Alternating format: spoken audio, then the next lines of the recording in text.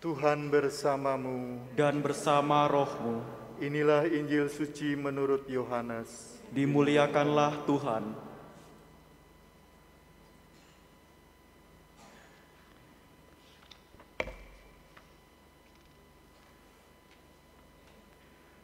Pada perjamuan malam terakhir, Yesus berkata kepada murid-muridnya, "Jika kamu mengasihi aku, kamu akan menuruti perintah-perintahku.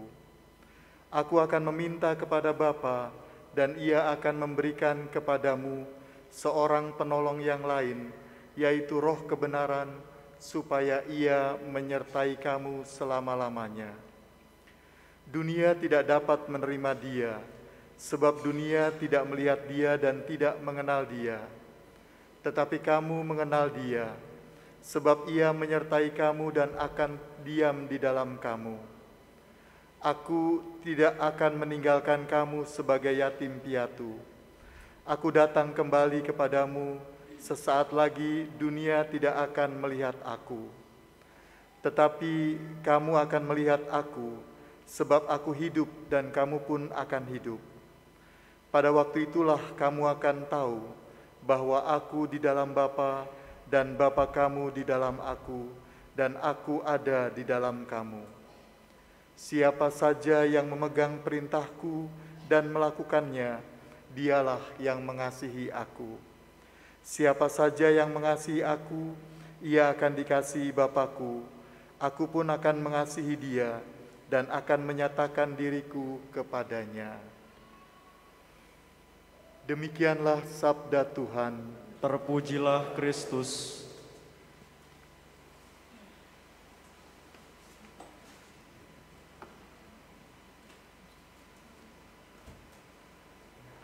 Renungan pada sore hari ini terinspirasi dari majalah Hidup yang terbaru, edisi nomor 20.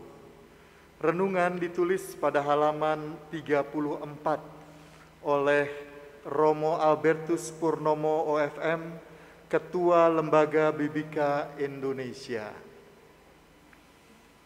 Ibu bapak, saudari-saudara, kaum muda dan adik-adik yang terkasih, sebelum saya tinggal di Wisma Uskup Katedral, saya tinggal di Rawamangun bersama Mas Parno, asisten rumah tangga Wisma Adi Sucipto Rawamangun.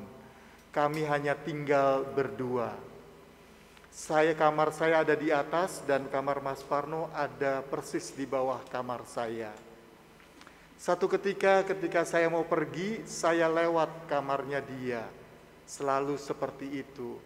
Dan tiba-tiba saya mendengar suara seorang perempuan di kamar Mas Parno. Tampaknya itu suara Uut Permatasari yang bernyanyi, "Sudah mabuk minuman, ditambah mabuk kejudi, masih saja abang tergoda janda kembang, tak sudi, ku tak sudi."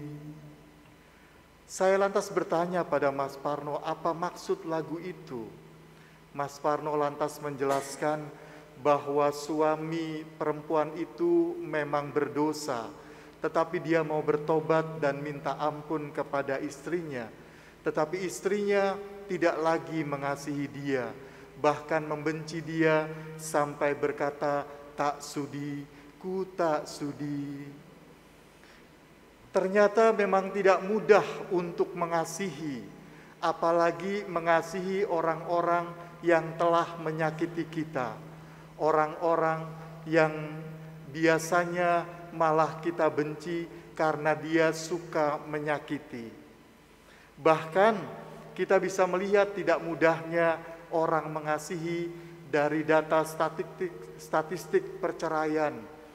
Di tahun 2022 ternyata ada 521.334 kasus perceraian, naik 15% lebih dari tahun 2021. Dan ini luar biasa banyaknya, sampai 500.000 lebih kasus perceraian.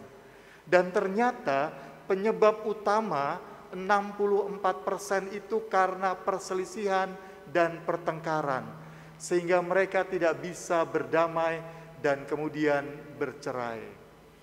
Penyebab lainnya karena ekonomi, karena kekerasan dalam rumah tangga, dan poligami. Ini sungguh luar biasa, ternyata perintah Yesus untuk kita mengasihi sangat tidak mudah. Mengapa kita perlu mengasihi? Jawabannya ada begitu banyak, tetapi yang penting adalah dengan mengasihi kita sungguh-sungguh menjadi manusia seutuhnya dan benar-benar seperti Allah. Mengasihi adalah jalan yang membawa kita pada tujuan hidup, yaitu bersatu dengan Allah dan menjadi serupa dengan Dia. Namun penting diingat, bukan manusia, tetapi Allah lah yang terlebih dahulu mengasihi, karena Allah bukan hanya sumber, tetapi juga kasih itu sendiri. Dan tanda nyata kita bersatu dengan Allah adalah ketika kita mampu menjadi saluran kasih Allah dengan cara mengasihi sesama kita, terutama mereka yang menyakiti kita.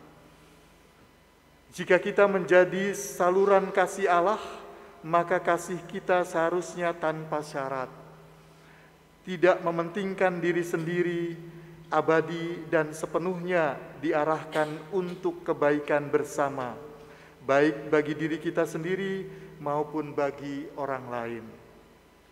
Kasih Allah jelas menyatukan kita dalam sebuah ikatan kesetiaan, persahabatan, dan komunitas yang tak terpatahkan dengan orang lain. Bagaimana kita mengetahui bahwa Allah mengasihi kita masing-masing? Jawabannya terletak pada salib. Di kayu salib kita melihat bukti kasih Allah kepada kita dan harga yang sangat luar biasa yang Allah berikan kepada kita untuk menghapus perbudakan dosa yang kita miliki dan membuat kita semakin berkelimpahan dalam hidup karena penuh kasih Allah dan persatuan secara abadi bersama Allah. Melalui salib, Yesus membuka jalan akan sebuah relasi baru antara Allah dengan kita. Kita kemudian diangkat menjadi anak-anak Allah. Kasih yang sejati dari kita bukan hanya sekedar keindahan, perasaan atau niat baik, tetapi yang sejati adalah sebuah tindakan yang menyatakan siapa yang memegang perintah-perintahku dan melakukannya, dialah yang mengasihi aku.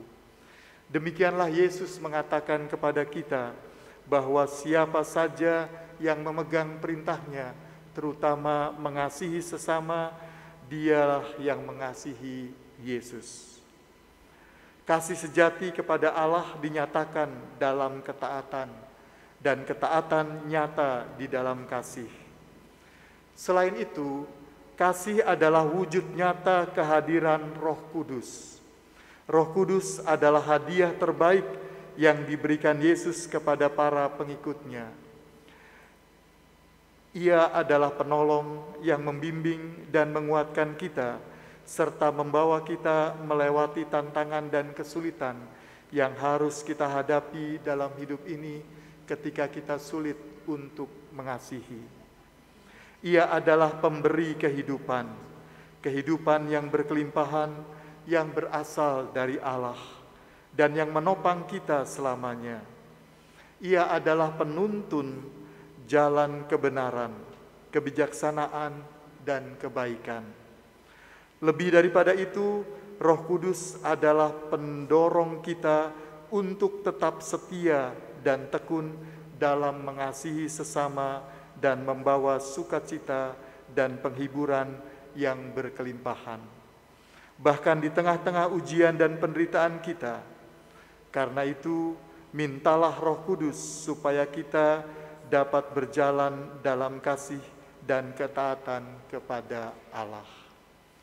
Kita yakin orang-orang yang percaya kepada Yesus pasti akan diberikan anugerah untuk bisa mengasihi sesamanya, terlebih orang-orang yang menyakiti kita, orang-orang yang mungkin membenci kita. Tetapi kita percaya bahwa kasih Allah yang kita sebarkan kepadanya akan membuat dia sadar dan turut pula mengasihi kita. Semoga ini terjadi dalam kehidupan kita dan keluarga kita. Amin.